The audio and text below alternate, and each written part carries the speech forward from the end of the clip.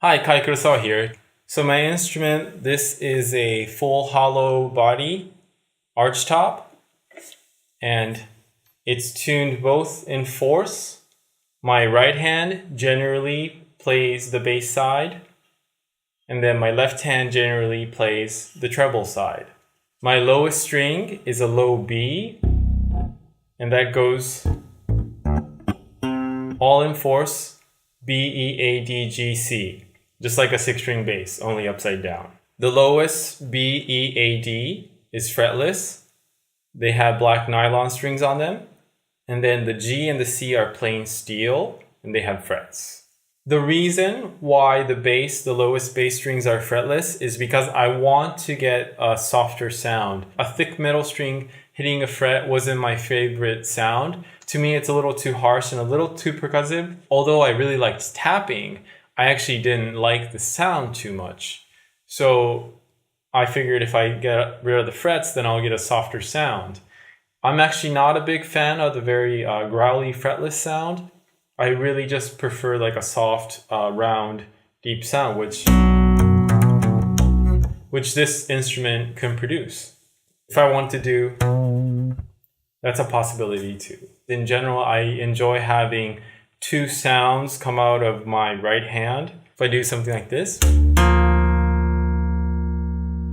by the way, that's playing a bass note with my index finger and playing chords on top with my thumb. And that'll give me two different timbres. I like that. My left hand is from a C sharp up to a D, all in fourths as well. C sharp, F sharp, B, E, A, D. I believe that's a pretty common tuning for this, for a treble side. I started playing out a war guitar in 2000. I started playing with fourths and fifths on the bass side and fourths on the treble. And I played a lot more cross. My right hand played my treble side, my left hand played the bass side.